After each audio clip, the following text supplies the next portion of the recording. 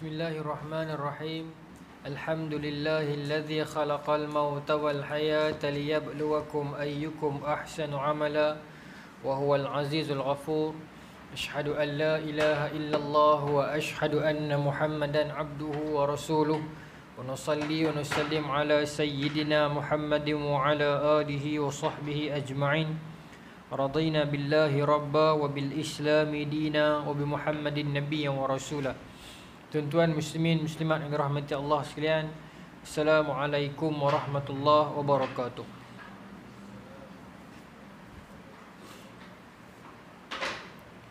InsyaAllah tuan-tuan, malam ni kita sambung lagi kitab Mazhar Khasir al-Alam bil Hintatil Muslimin karangan Maulana Abu Hasan Ali An-Nadwi. Kita seperti mana yang kita janji bulan lepas, malam ni kita masuk kepada fasal yang seterusnya, fasal yang kedua, iaitu keruntuhan dalam kehidupan umat Islam. Kita akan ambil beberapa intisari daripadanya, kemudian kita akan tengok sikit petikan daripada buku Islam, Muslim dan Kristis. Kita tengok dulu apa yang dituliskan oleh Maulana Abu Hasan. Baik. Dimula dengan Maulana Abu Hasan mula dengan garis pemisah antara dua masa. Ini yang saya sebut bulan lepas tu. Seorang pujangga pernah berkata, dua perkara yang tidak dapat diketahui saat terjadinya dengan tepat, iaitulah tidur dalam kehidupan seseorang dan juga keruntuhan suatu umat.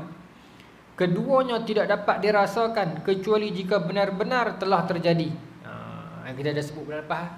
Dua perkara yang kita tak sedar bila dia jadi. Yang pertama, lena.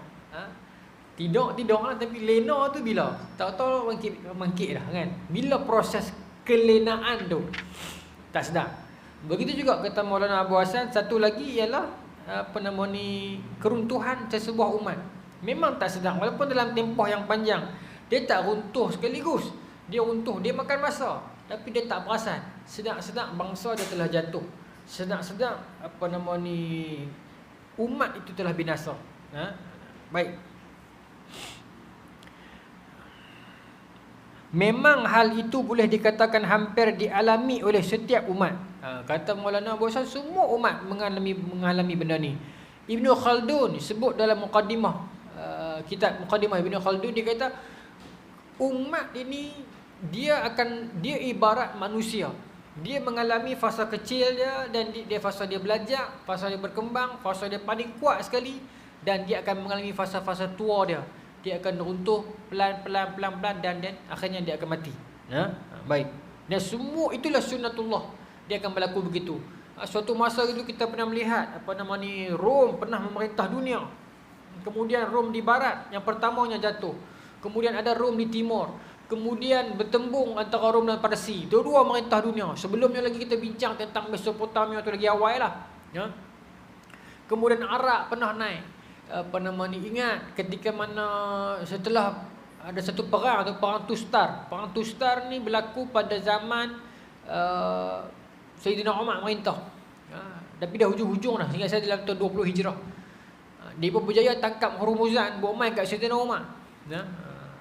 Saya tulis dalam Facebook saya cerita ni. Bila mana dihadapkan Hormuzan kepada Sayyidina Umar, Hormuzan kata kepada semua orang Islam kat situ masa tu, Anas bin Malik pun ada 2-3 orang pahlawan bersama dengan Sayyidina Umar. Dia kata dulu ketika mana tidak ada Allah baini wa bainakum. Dulu ketika mana tidak ada Allah antara kami dan kamu, kami berjaya meruntuh, kami berjaya mengalahkan kamu, mengatur kamu, menindah kamu. Tetapi sekarang bila sudah ada Allah di pihak kamu, maka kami sudah tidak berjaya mengalahkan kamu lagi. Maknanya apa? Allah ialah sumber kekuatan. Allah sumber kekuatan, tuan-tuan. Apapun ala kulli hal, apapun kekuatan, sumber kekuatan kita Allah. Kita boleh kata apa saja, kita boleh rancang apa saja, sumber kekuatan kita Allah. Bantuan Allah. Tuan-tuan, perang Badar kita menang meskipun kita sedikit. Perang Uhud kita bincang di surau ni dulu, ingat tak? 2015 dulu saya pun bujang lagi.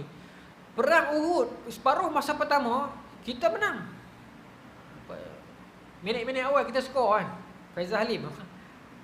Kita menang peringkat fasa awal, tapi dia tak ada lah hujung-hujung mengadir batalkan gol kan. Peringkat awal ni kita menang ni Uhud. Dan Kita boleh kata apa saja.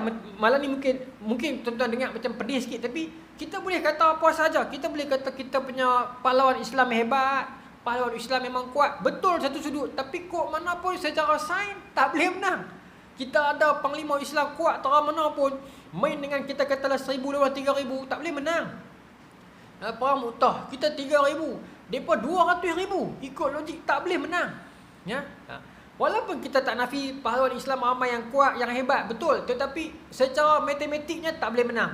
Begitu juga Uhud, peringkat awal pun memang tak boleh menang. Pasal apa kita menang juga? Bantuan daripada Allah.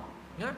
Tetapi bila start depa turun meninggalkan Bukit Uhud, bila Nabi kata jangan turun, apa jadi pun jangan turun. Tetapi depa once depa dah menang, sebahagian yang di bawah tu dah pakat duk bicara tentang apa namanya ghanimah, yang di atas tu pakat turun dah. Ya. Meskipun sahabat yang di atas pesan dah jangan turun, dia kata tak apa dah, habis dah kot. Bila turun, Khalid bin Al-Walid masa tu musyrikin, dia bawa tim komando dia pusing Bukit Uhud dan dapat counter dan dapat kontrol Bukit Uhud. Yang akhirnya kalah Islam. Sepatutnya kalau di sudut matematik memang Islam kalah dah. Tetapi kenapa Islam menang di separuh masa pertama? Pasal itulah bantuan daripada Allah. Separuh masa kedua ni bila mana depa dah langgar apa nama ni arahan Nabi, bermaksud langgar arahan agama, maka bantuan Allah pun tercabut. Kaedahnya begini tuan-tuan. Perjuangan kita ni apa pun pendahuluannya ada bantuan Allah. Sehinggalah kita buat sesuatu yang menyebabkan bantuan Allah tercabut. Dia kaedah kalau kata kaedah fiqh kan. Kullu asya' ibaha. Al-aslu fil asya' ibaha. Asal kepada tiap sesuatu itu hukumnya harus, sehingga akan ada sesuatu perkara, situasi yang menyebabkan hukum dia berubah-ubah. Itu kaedah fiqh. Ya. Tapi dalam bab ibadat lain. Ya. Asal sesuatu ibadat itu hukumnya haram. Ya. Sehingga akan ada sesuatu yang menyebabkan dia jadi wajib, jadi sunat tu. Itu perbezaan dia. Untuk perbuatan harian ni asalnya harus. Jadi apa-apa berubah, maka dia akan membezakan wajib, sunat dan sebagainya, makruh. Tapi untuk ibadat asalnya haram. Ya. Sampai ada dalil sesuatu yang menyebabkan dia jadi wajib, macam apa, yalah, wahyu dan sebagainya, jadi sunat, jadi makruh, jadi sebagainya. Itu dua kaedah yang berbeza. Jadi dalam bantuan Allah ni secara umumnya, kok mana pun bantuan Allah ada bersama orang Islam. Allah sebut dalam Quran banyak kali bantuan Allah ada bersama orang Islam. Memang ada. Tapi kalau orang tanya hari ni kenapa tak ada? Kenapa rasa macam tak ada? Bukan rasa macam tak ada. Ada benda yang kita buat yang menyebabkan bantuan itu tertahan sebentar, terhijab sebentar. Paling mudah contohnya Perang Uhud. Bantuan tu duk main dah, duk leading dah. Tiba-tiba bila dia pelanggar arahan, maka bantuan itu tidak ada lagi. Maka dia bukan terus kalah. Dia kembali kepada matematik asal. Kekuatan lawan kekuatan. Kudrat lawan kudrat.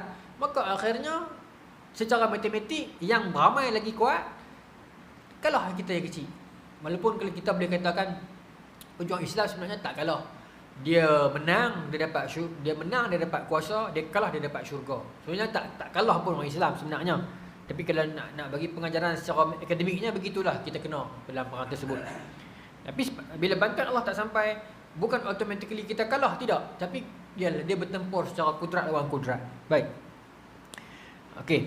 Namun yang dialami oleh umat Islam jauh lebih hebat dapat dirasakan daripada yang dialami oleh umat-umat lain.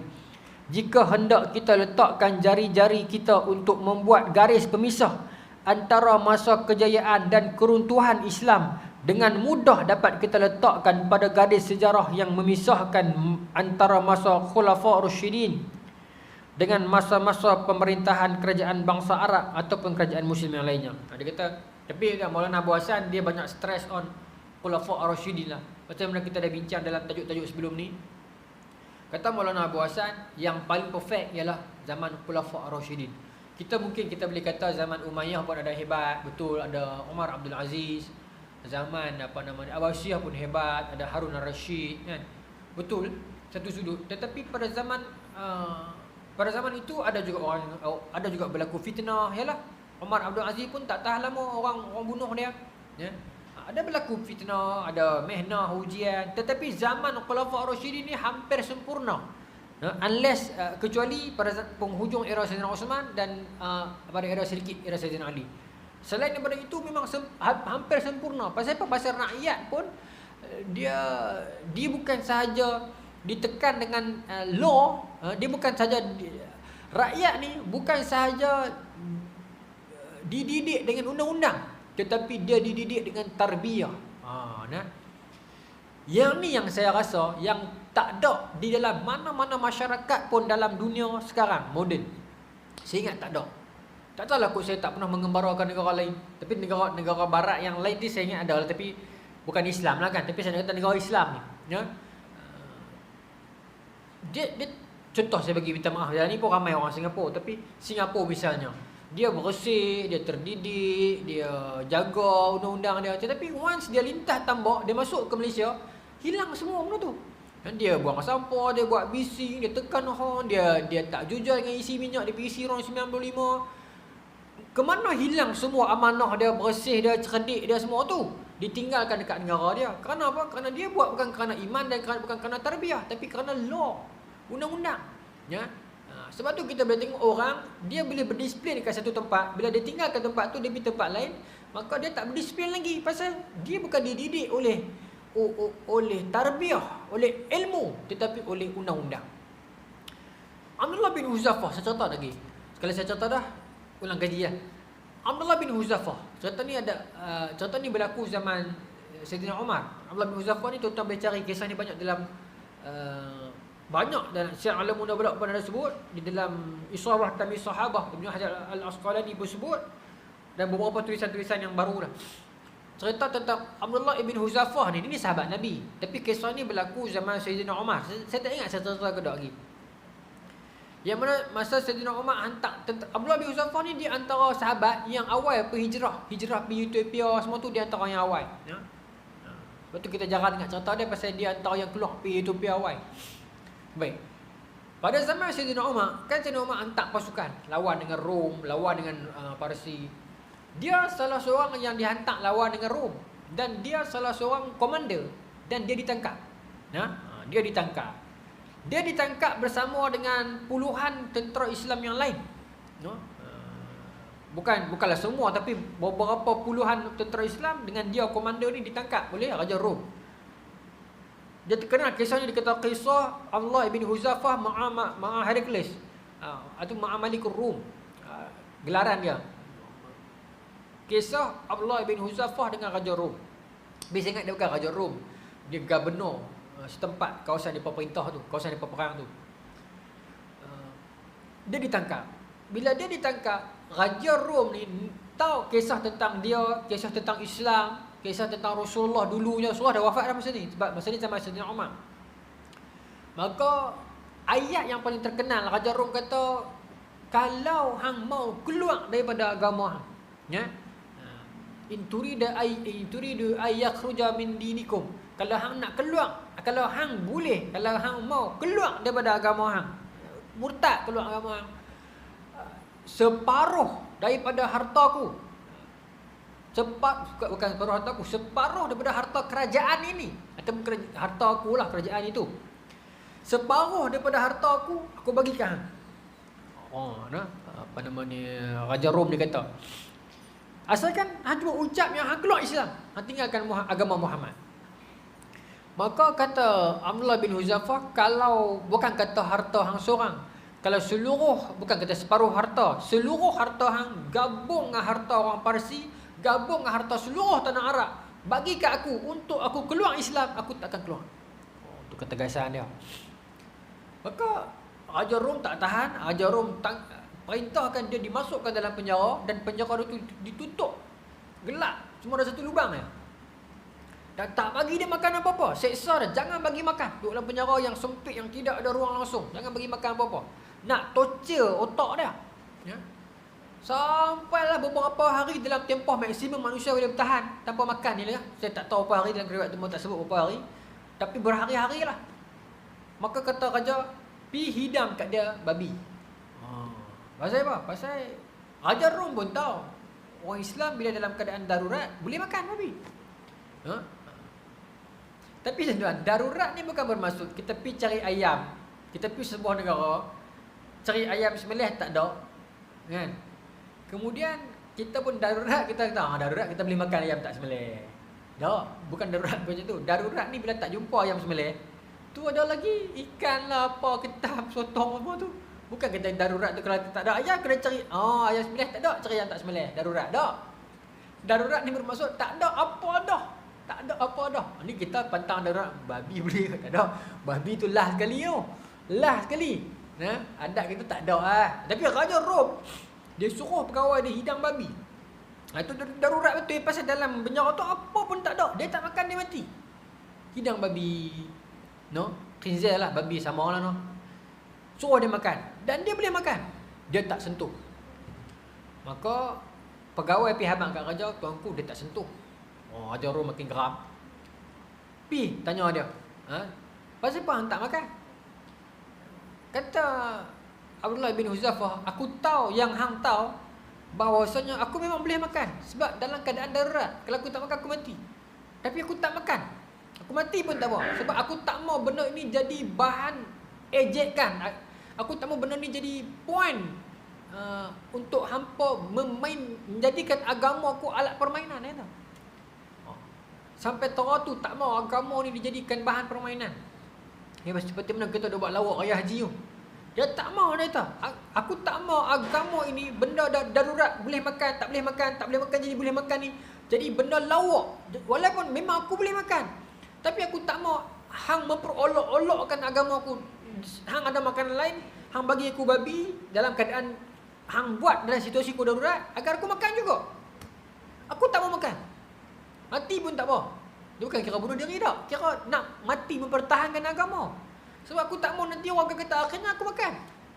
Memang kalau makan pun tak berdosa pun kan. Tak berdosa tapi aku tak mau benda tu jadi bahan olok-olok ni. Ini yang dikatakan dia belajar daripada tarbiyah. Dalam ni Maulana sebut mereka ini lahir daripada Akademi Muhammad, sedap ayat tu. Dalam ni konsep berapa saya baca tadi malam. Kelompok ini lahir daripada Akademi Muhammad. Maksudnya walaupun Rasulullah telah meninggalkan mereka belasan tahun, tetapi iman itu tak kurang. Takwa mereka itu, tarbiyah mereka ada tu, hebatlah. Ini yang dikatakan kalau campak ke pulau menjadi campak ke laut menjadi pulau, campak ke pulau jadi pori, campak ke laut menjadi pulau, campak ke darat menjadi gunung kan. Di mana pun dia ada jati diri dia. Kita di sekolah agama kan, esok masuk U, masa tu kekuatan di sekolah mak pak ada lagi. Selalunya yang terpaling on awal ni hak sekolah agama, dia masuk U dia terkejut. Dia terkejut. Jadi kadang jadi lagi teruk daripada kita. Saya dulu kat U saya tahu lah. Kami sekolah biasa ni biasa jahat lah. Nak main sekolah agama tak pernah jahat langsung, tak pernah tahu benda-benda jahat ni. Dia sampai KL dia lagi teruk daripada kita 2 kali lipat. Maknanya dia bawa ilmu itu tapi dia tak bawa roh agama itu. Tarbiyah tu tak ada. Sebab tu dalam antara organisasi yang boleh maintain sampai hari ni, kerana apa? Kerana depa ada tarbiyah. Depa ada usrah. Sekali lagi saya suka sebut politik Nasrah ni macam parti PAS. Depa ada usrah. Depa ada tarbiyah, depa ada tamrin, depa ada istimak, depa ada benda tu yang menyebabkan dia boleh train dia punya pengikut dia tu ataupun penyokong dia tu jadi lagu tu setia. Yalah kita boleh tafsir 2-3 tafsiran lah. Orang kata depa ni setia sangat jadi betul satu sudut betul jugalah. Tapi satu sudut depa boleh train sampai tahap tu. Kenapa? Depa didirikan dalam satu proses tarbiyah. Dia bukan sign borang terus jadi ahli terus boleh bertanding, tidak. Dululah, sekarang saya tak tahu. Tapi tarbiyah, dia terbina atas tarbiyah. Saya ingat 2-3 NGO pun macam tu, macam ABIM apa semua pun dulu lagu tu. Dan sampai depa sangat setia daripada muda sampai tua berjuang dalam ABIM walaupun depa dah bukan belia dah tapi masih berjuang dan isteri-isteri mereka pula akan mewakafkan diri depa ni pergi mengajak pula tazki ABIM. Baru ni meninggal seorang. Cikgu tazki ABIM, cikgu anak saya, cikgu anak Banjit kan cikgu Banjit dulu. Lama dah arwah meninggal. Hari Selasa mula buka sekolah tu kan. Rumah dia di Sungai Petani. Dia mengajak di tazki ABIM Tasik Gelugong arwah Allahyarhamah ni. Padahal Elang ajak tazki berapa ratus ya, tapi dia korbankan diri dia mengajak budak-budak kecil untuk mengejar mengenal Allah semua ni dah berapa puluh tahun dah. Tu all the way from Sungai Petani. Kalau kerja besar, kerja Kelang, kerja sekolah menengah, tak kita boleh faham. Ni kerja dekat Elon Tadika, prasekolah ya. Dia boleh buat. Ya. Macam mana depa boleh tarbiyahkan para orang yang duduk dalam jemaah depa tadi macam tu. Ya. Sehingga kita pun kena sentiasa duduk dalam jemaah. Tapi yadullah ma'al jemaah, pertolongan Allah bersama jemaah. Cuma kita tak boleh sempitkanlah jemaah itu kena jemaah yang bersifat macam kami saja. Ada kena jemaah politik saja, tak boleh ha. Jemaah kami kena jemaah yang geng-geng sukarelawan Palestin saja. Yang lain bukan dikira jemaah. Dah. Kena luaskan konsep jemaah tu. Ya. Konsep jemaah tu luas. Saya ingat kalau Pakatan Pinggan Mangkuk pun boleh kira jemaah juga. Pasal tolong aku, tolong kan. Khairat kematian jemaah. Pasal kena sentiasa duduk dalam jemaah. Contoh yang buat sekarang ni pun jemaah. Kan? Share duit, kita tambah buat pipe lah apa ni bagi musafir dia main. Ui pahala besar ni tuan-tuan. Musafir ni, pahala apa depa punya kita bantu depa, bagi depa minum, bagi depa semayang, bagi depa kencing berak. Pahala. No? Besar tu. Baik. Abdullah bin Huzaifah. Maka dia terdidik dengan tarbiyah tu, meskipun Nabi dia tak ada arah, tapi dia terdidik dengan benda tu. Maka dia tak makan.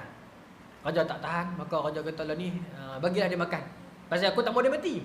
Pasal aku nak buat benda panjang lagi. Kan dia makan benda biasa. Makan sikit. Raja ambil dia, letak dekat tiang salib. Tapi bukan salib paku tangan ni tak. Tapi letak di tiang salib. Bukanlah salib dalam arti kata salib betul macam mereka tu kata buat kat Nabi Isa ataupun zaman dulu-dulu ni pun. Tapi salib pun kenapa betul juga. Salib ni bukan untuk Nabi Isa saja. Salib ni memang tradisi dulu pun. Nak seksa orang salib. Cuma kebetulan zaman Nabi Isa dia pas salib Nabi Isa. Jadi cross T tu jangan kita dah faham Kristian saja. Nabi Isa tidak. Tuan-tuan ingat apa Firaun masa mana tukang sihir dia berpaling tadah daripada lawan Nabi Musa kepada sokong Nabi Musa, kan? Yang dia berkata apa, kami beriman dengan Tuhan Musa dan Tuhan Harun tu. Maka Firaun kata apa? Berani kamu beriman kepada Tuhan Musa qabla an azana lakum, sebelum aku bagi izin kepada kamu. Kan Firaun kata kan? La qat'an aydiyakum, aku akan kerat tangan kamu, wa arjulakum, kaki kamu khilafin dengan selang. Wala usallibannakum ajma'in, dan aku akan salib hampa semua. Firaun kata ni zaman mana? Zaman Nabi Musa. Nabi Isa tak ada lagi. Salib dah ada dah. Bermaksud salib bukan untuk Kristian, Rom, Nabi Isa saja tidak. Dia dulu lagi. Zaman Mesir Purba dah ada dah siksaan salib ni. Siksaan salib ni. Cuma siksaan yang sama dia berpilih nak buat kat Nabi Isa. Tapi dalam akidah orang Islam, Nabi Isa tak kena. Wa ma qatalu, depa tak bunuh Nabi Isa, wa ma salabu, depa tak salib Nabi Isa. Walakin syubbiha lahu, melainkan Allah tukar dengan orang lain. Baik. Maka Abdullah bin Huzaifah ni disalib. Lepas tu raja perintahkan ambil sharpshooter pemanah, panah dah daripada jauh. Tapi kata raja, jangan panah bagi mati. Panah sipi, biar dia psycho. Panah tepi telinga ni. Bagi lalu kat telinga. Kita duduk seorang-seorang, member suka main getah, dia suka main duduk tepi telinga kita. Kita pun jadi tak serah duduk rimah. Ada gitu lah. Terlebih panah dia, tepi telinga, tepi tengkok, tepi ketiak, tak tahulah, tepi sipi. Nak bagi takutkan dia. Suruh dia keluar agama ni. Dia tak keluar. Dia tak keluar. Lepas tu raja tak tahan. Dia kata tak apa. Kalau kita tak boleh tukar dia kerana dia, kita boleh tukar akidah dia kerana orang lain. Dia mungkin boleh korbankan diri dia, tapi sahabat-sahabat dia macam mana? Maka raja perintah bakar api besar, minyak panas, lempak seorang-seorang sahabat ni. Bukanlah sahabat, dia pun ni ada dalam kalangan depa tabi'in, yang muda-muda ni. Lempak mati. 2-3 orang ni. Maka raja kata kepada dia, giliran hang. Lepas ni giliran hang, dia teriak. Bila dia teriak, para pemisahnya, para pegawai ni, Al-Gojo ni beritahu dekat raja Malikur Rum beritahu kata, tuanku dia teriak dah. Akhirnya dalam duk kerah-kerah, akhirnya ajak ngapi lah. Dia kecundang juga. Maka raja pun seronok, raja panggil dia main. Alhamdulillah, macam mana? Teriak dah. Jadi hang nak surrender lah.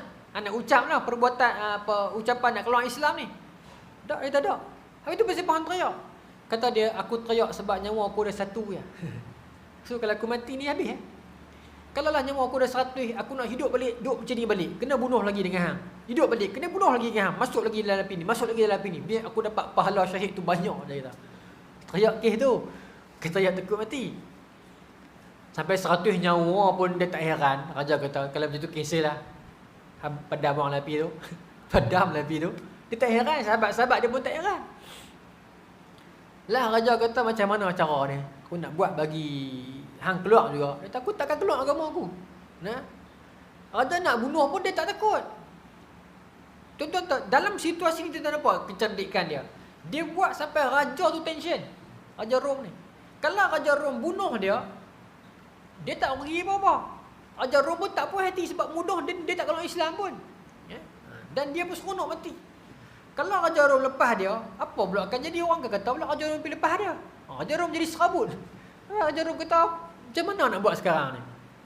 Maka kata Abdullah bin Hudzafah, tunggu bagi satu cadangan lah. Tapi saya takkan keluar Islam. Saya nak boleh, tapi kalau boleh saya nak keluar lah daripada sini. Tawanan ni kan. Maka kata Raja Rom, macam ni lah. Lah ni hancum dari aku lah. Punya nak hina orang Islam juga tu. Hancum dari aku. Kalau saya cium apa jadi? Kena ucap apa-apa tak? Tak payah ucap apa, cium dahiku sudah. Boleh saya cium dengan syarat semua yang ada kena tawanan ni semua bebas. Tak apalah, boleh apa pergi keluar apa aku tak larat belah. Maka dia fikir-fikir, dia pun cium. Bila cium, Raja Rom ditunaikan janji dia, maka Abdullah bin Hudzafah dibebaskan dan semua tentera-tentera Islam yang lain yang ditawan tu pun dibebaskan. Baliklah pergi Madinah. Tuan. Cerita tu habis di situ kan? Tak. Sampai Madinah tuan-tuan. Cerita apa yang sampai kat orang? Cerita sahabat tak makan pun tak sampai. Cerita terjun dalam api tak sampai. Cerita lawan dengan raja tak sampai. Cerita apa yang sampai? Cerita cium dayu. Tu kata manusia. Orang pakat kata kat dia ni, apa ni picum dari raja kapiak ni. Orang kata. Padahal orang cerita yang dia duk buat jasa yang tahan kena seksa macam ni orang tak cerita. Ada seorang dua cerita tapi tak laku cerita tu. Cerita yang hangat ni cerita yang dicium dari orang Kristian tu. Oh tuan-tuan, viral masa tu. Saya cuma tak mau kita ada masalah dengan orang. Janganlah kita sangkut dengan orang tuan-tuan. Kita pernah ada masalah dengan orang pada kehidupan kita yang lepas-lepas. Piak tuan, semua orang ada. Dan kita pun tak tahu macam mana nak cari orang-orang tu balik minta maaf. Janganlah kita tambah orang yang baru tu kita buat salah. No? Baik, saya sambunglah. 8.31 dah tak ada masuk lagi. Saya mau sini terus no. Jadi katanya dalam ni garis masa yang tak sedang tiba-tiba boleh jatuh tu dua benda, satu terlena, satu empayar Islam jatuh. Empayar Islam jatuh ni kurun ke berapa? Kurun ke 18. Tuan-tuan tengok dalam buku saya ni. Malah baru tak nak masuk. Kita start dengan kurun ke-18 tu. Kosong 14. Kosong 15 lah. Bermula pada kurun ke-18. Buku Islam Muslim dan Krisis ni. Saya pun tak tahu, ada ramai juga mesej suruh saya cetak lain. Tapi saya serba salah. Saya tak cetak tak laku pula. Cara tu nak tahu nak habis pun teruk lah kan. Serba salah pula saya. Ni. Hak yang buat cover ni tu ada dengan kita. Hakim dia lah yang buat cover ni. Nanti nak keluar komik InsyaAllah kita nak bincang malam ni lagi ni. Ni tuan buat cover buku ni duduk dengan kita malam ni. Mai. Bagi kita tengok kosong 15 sikit nah. Macam saya kata fasa kejatuhan umat Islam fasa 18. Ini pandangan saya lah, saya mungkin salah ya. Baik. Saya nak ringkat, kita pergi peringkat ketiga 15 tu. Secara umumnya peradaban Islam dibahagikan kepada 3 fasa. Fasa pertama disebutkan sebagai fasa klasik 650 sampai 1258 Masih. 1258 Masih. 1256 itu apa dia berlaku? Mongol serang Iraq, serang Baghdad. Kolaps Baghdad. 2 tahun lepas tu kita kanak. Ya, bukanlah kanak, sudut kanak abad. Bagi saya sempadan dia kat situ. Sampai 1258 area itu fasa-fasa gemilang, fasa-fasa hebat, fasa-fasa salafus soleh. Semua zaman itu. Generasi salaf berada dalam era ini yang berakhir pada tahun 912 Masihi, salaf. Ataupun 300 Hijrah lah. Baik. Dalam era inilah muncul semua tokoh-tokoh akidah, tokoh-tokoh mazhab, semua era ini. Baik. Lepas tu zaman pertengahan dia saya tarik awal sikit. Saya tak sambung 1259, tapi 1250 fasa dia mula-mula dia nak main ke 1800. Banyak tahun ni, berapa ratus tahun ni? Dekat 500 tahun lebih. 500 tahun lebih. Menyaksikan kemunduran umat Islam. Zaman ni mundur. Tapi semua pakat jatuh ni. Jatuh bergaduh semua ni. Ya. Dan yang bertahan masa tu 3 aja. Uthmaniyah, Safawi di Parsi dan juga Mughal di India. Ni yang bertahan sampai era moden. Moden start 1800 sampai sekarang. Ya, baik. Sampai sekarang kerajaan Islam menjadi semakin kendor dan mengundur. Politik, rasuah, akhlak, maksiat, penzaliman, penyerangan dan tipu daya mula mengisi juzuk-juzuk dalam sejarah kita. Dia makin turun. Baik. Sejarah dunia mengakui bahawa dunia Islam sekitar kurun ke-18 telah terjerumus ke dalam jurang kehancuran yang amat dalam. Lothrop Soddak ni penulis orang putih menuliskan bahawa di setiap tempat dalam tamadun Islam ketika itu tiada langsung tanda-tanda terdapatnya unsur-unsur yang sihat. Krisis moral menjadi semakin parah. Kejumudan akal fikiran serta penyakit wahan melanda seluruh bumi Islam ketika itu.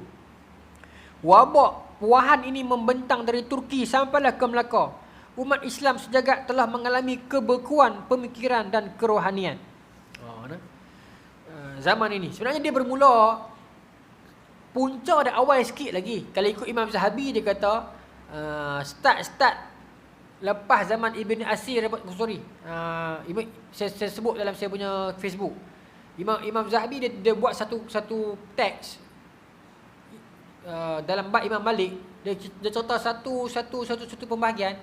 Dia kata lepas satu zaman tu habis dah tak, ijtihad dah tak berkembang, dah tak habis semua orang. Itu punca kejatuhan, dia kata. Itu zaman Imam Zahabi lagi, kurang ke berapa? Ya, zaman kita lagi lah. Baik. Okey, baik. Sebaliknya, di barat pada kurun ke-18 mengalami beberapa siri revolusi. Sama ada politik, intelektual yang menyebabkan mereka membina asas kepada kejayaan mereka. Ya. Kemudian saya ulas yang itu panjang, tak apa, tu dalam buku. Saya tengok muka surat 19 tu. Dia kata, apakah sebenarnya yang berlaku di Eropah? Okey. Cerita dia apa ni? Sebab kurun ke-18 kita jatuh, Eropah naik, agama Kristian naik. Okey. Boleh bersambung kan? Okay. Peringkat kedua ni saya nak ringkas. Peringkat kedua, muka surat 19. Ketika Islam mengasaskan Andalusia, itu merupakan titik kembalinya keilmuan di barat. Namun tidak mudah untuk mereka mengikis kegasaran penduduk mereka yang telah melupakan apa itu hidup bertamadun. Ya. Maksudnya yang datang membawa tamadun ke barat adalah Islam. Ya. Lepas tu depa mewarisi itu.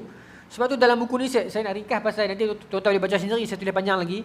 Bagaimana barat mengatakan kamilah mewarisi keilmuan, sedangkan depa ambil keilmuan itu daripada Islam sebenarnya. Ya. Okey. Ini saya quote ni pasal nanti tuan-tuan boleh baca. Saya nak ringkas lagi muka surat 22. Okey, kita nak biar ni. Surat 22. Peringkat kedua tu, kita tidak dapat lari dari menyebutkan peranan gerakan bawah tanah gelap, Freemason, atau gunalah apa juga istilah yang anda selesa kepada perkembangan ini. Meskipun kedengaran sinis, namun hakikatnya Freemason adalah pencetus gelombang kebangkitan kesedaran ketamadunan di barat dan kehancuran di timur. Ini kita tak dapat nafi. Meskipun saya tahu perbahasan tentang Freemason ni orang akan kata lah dia paling tak habis-habis, Freemason, Yahudi kan. Tapi itulah hakikatnya. Ya, meskipun benda memang akan jadi lawak, orang akan kata lah tak habis-habis lagi pok ni, Freemason lagi. Tapi tuan-tuan, hakikatnya begitulah. Ya. Bermula pada kurun ke-17 lagi, gerakan Freemason melalui pertubuhan rahsia seperti apa tak sebut ni, Rosicrucian dan Invisible College telah menggerakkan kesedaran sains dan keilmuan serta membelah taklid buta dalam kalangan penganut agama di Eropah. antara ahli mereka terkenal termasuklah Isaac Newton dan Francis Bacon. Tuan-tuan tengok, saya quote, saya buat footnote kat situ. Maklumat ini daripada Abdul Rahman Haji Abdullah, Doktor. Wacana Falsafah Sains is Death. Maksudnya buku ni yang saya petik ni ialah buku terbitan tak bawa. Saya silap, saya terbawa buku yang ni. Buku ada di rumah. Buku terbitan USM, ISDEF ni. Isteri Islamik punya Fakulti Development Islamic dekat USM. Terbitan ISDEF. Maknanya buku yang menceritakan sayang tak bawa. Allahuakbar. Mungkin bulan depan saya bawa. Buku yang menceritakan tentang pengaruh gerakan gelap di dalam meniupkan semangat ketamadunan ke dalam bangsa Eropah ini bukan buku yang orang kata ni tak pok-pok konspirasi, tidak. Buku terbitan universiti. Buku yang dikaji. Tuan-tuan. Walaupun saya tak nafikan hari ni, akhir zaman ni banyak perbincangan tentang Freemason apa semua ni, Illuminati ni, perbincangan yang merepek. Tokok tambah, betul. Ya, yang kadang mampu sangat. Tapi kita tak boleh lupa yang perbincangan dan yang betul pun ada. Dalam dunia akademik, di Azhar pernah bincang, ada silibus bincang tentang Masonia, tentang gerakan Freemason.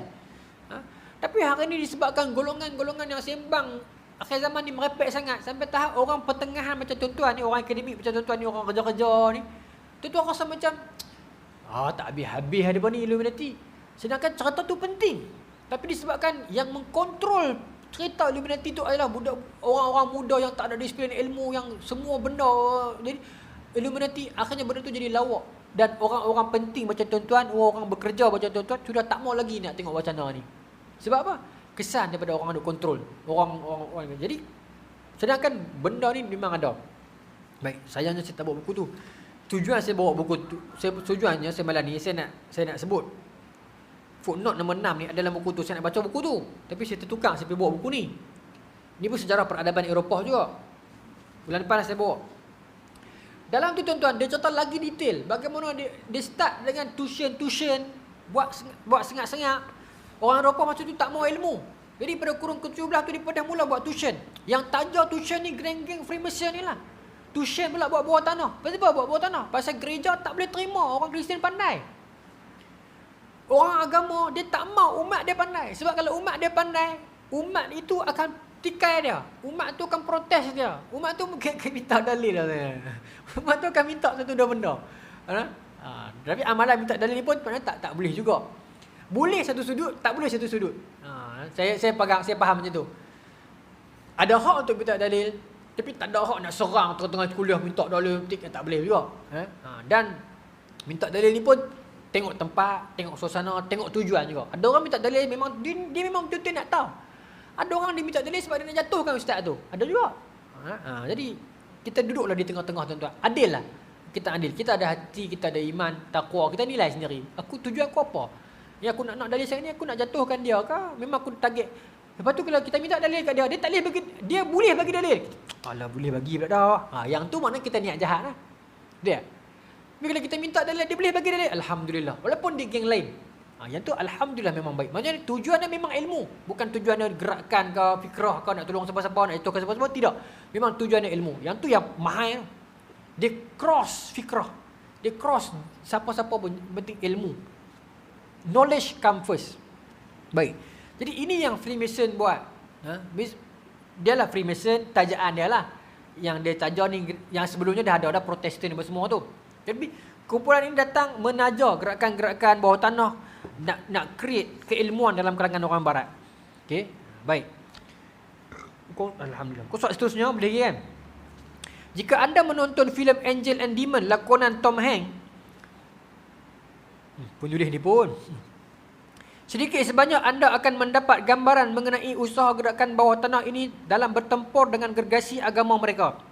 Hasilnya pada kurun ke-18 munculnya kurun ke-18 apa hasil dia? Maksudnya gerakan ni bermula pada kurun ke-17 lagi. 1400. Kita 1400 apa jadi perang? 1511 kita perang dengan Portugis. Lepas tu dia masuk Spanyol, dia masuk Inggeris, masuk Belanda. Kita perang tak henti-henti. Pada kurun ke-17 kita dah bermula perang. Di Parsi dah bergaduh.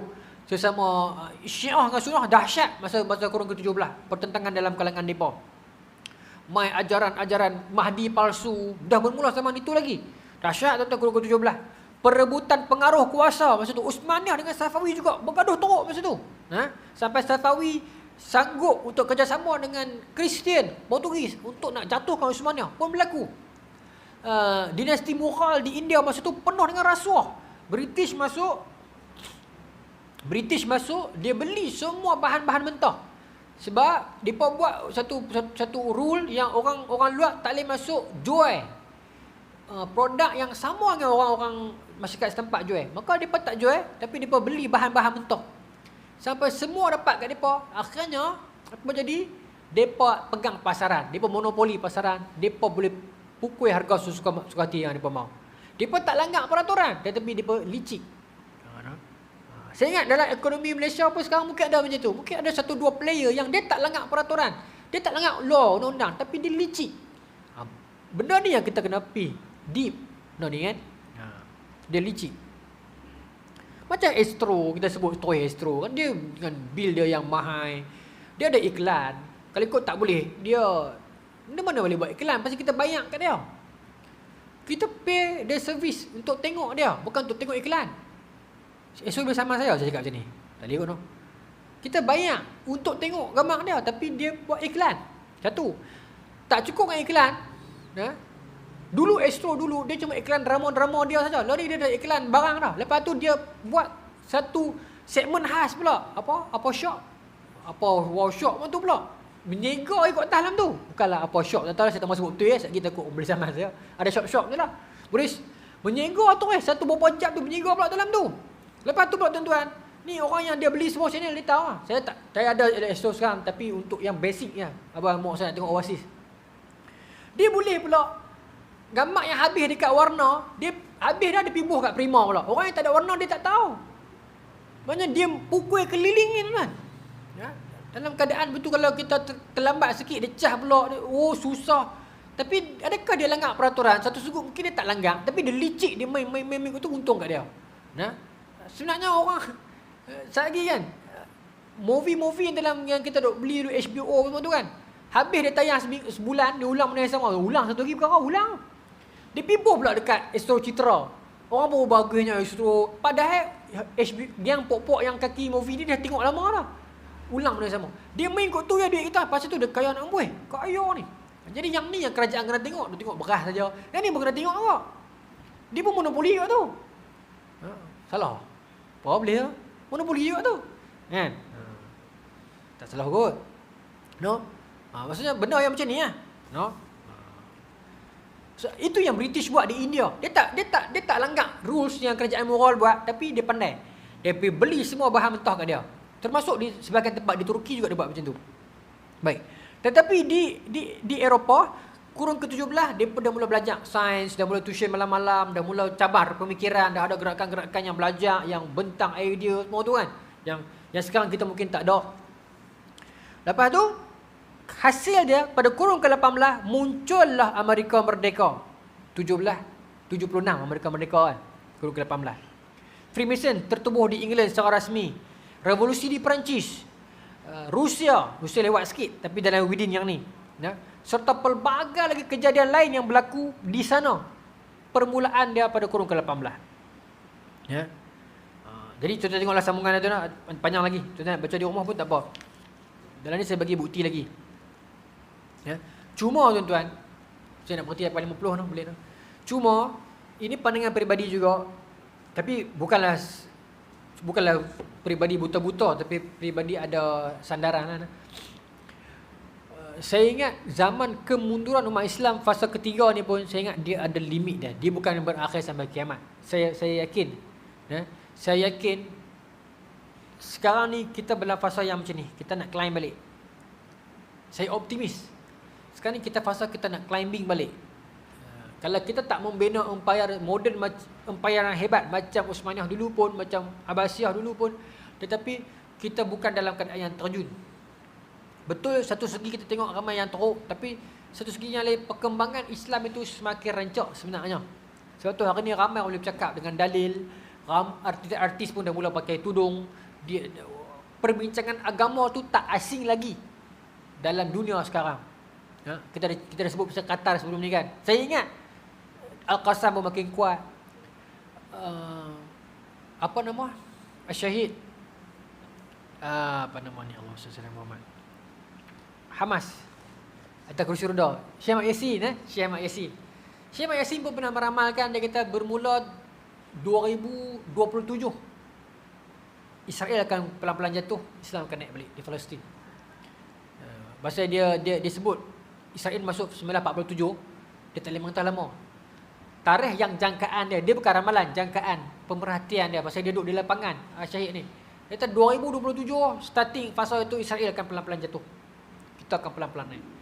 Dan saya ingat benda tu make sense. Israel sekarang jam. Politically pun depa pun jam. Politik pun kan saya kata pilihan raya depa baru ni pun depa macam Malaysia. Akhirnya depa lagi teruk sampai depa kena re-election balik. Sama-sama depa pun. Lepas tu kebangkitan Islam pun makin kemah. Di negara-negara Islam pun yalah tolak tepi Saudi. Saudi pun satu contoh yang lain. Tuan-tuan tahu kan yang Saudi buat satu projek yang cermin panjang, mirror apa? Mirror line tu kan. Line saja nama dia. Tengok tu betul tu. Dia buat satu bandar. Bukan bandar, shopping mall kan. Bandar lah, tapi dalam tu macam shopping mall. Straight tu sampai berapa ratus kilometer. Dalam tu macam shopping mall. Beli-beli. Oi dahsyat lah dia. Tak tahu lah. Tapi baby kat dia lah. Islam tak menghalang kemajuan pun. Boleh lah kan nak buat kalau tak salah. Silakan lah. Kan? Kita tak boleh kata asalkan kemajuan saja salah. Tidak. Tengok juga apa essence dalam dia tu. Ya? No? Baik. Lepas 50 dah. Jadi tak ada juga. Bulan depan kita sambung lagi. Bulan depan saya nak bawa buku tu. Wacana fasa-fasa. Itu lagi detail lah doktor ni. Tulis lagi sedap. Jadi kita lock malam ni dekat ni. Kita lock malam ni dekat ni. Iaitu kita setuju bahawasanya dalam fasa moden ini kita start fasa yang kita tune kepada nak jatuh tu sebenarnya dalam fasa-fasa yang moden inilah saya boleh katakan 1700 lah. Yang 1700 dan kita akan makin jatuh lah. Tetapi kita optimis sekarang ni kita berada pada labs paling rendah bagi saya. Saya mungkin boleh salah. Kita berada pada satu bahagian yang mungkin paling rendah ataupun sikit lagi, mungkin lagi 30 tahun kita akan tak boleh terlalu lama sangat. Sekarang lah kita berada pada fasa yang mungkin paling rendah dan kita akan tembak naik balik. Macam saham juga volatile. Kita akan naik balik. Saya yakin, kita optimis. Peranan kuliah agama, media sosial juga, walaupun ada yang mengumpat dan sebagainya, tapi ada juga yang agama. Saya ingat kita akan naik balik. Sebab ada hadis Sunan Abu Daud. Nabi SAW sebut, Dajjal yakhruja. Anna Dajjal yakhruja. Dajjal akan keluar. Antaranya min ghadbati yaghdibuha. Dia akan keluar dengan satu kemarahan yang buat dia marah. Apa lagi yang menyebabkan Dajjal itu marah? Kalau bukan kebangkitan Islam. Mungkinlah. Tetapi Dajjal juga akan keluar pada zaman fitnah, wahara. Betul juga. Jadi, yang mana satu yang betul? Bagi saya, dua-dua betul. Dalam dunia fitnah yang serabut ni, masyarakat yang jatuh akan ada yang jatuh. Yang bergelumang dengan dosa akan ada. Tetapi yang mau kepada agama pun akan naik juga. Saya ingat itu, battle itu. Dan itulah yang menyebabkan Dajjal akan keluar. Ya, tak lama dah. Wallahu taala a'lam. Bismillahirrahmanirrahim. Bila depan kita sambung kita tuan-tuan. Panjang umur. Bismillahirrahmanirrahim. Allahumma razuqna fahman nabiyyin wa fadhal mursalin wa lamal malaikatil muqarrabin wa hdina fi hidayatil arifin bi rahmatika ya arhamar rahimin walhamdulillah.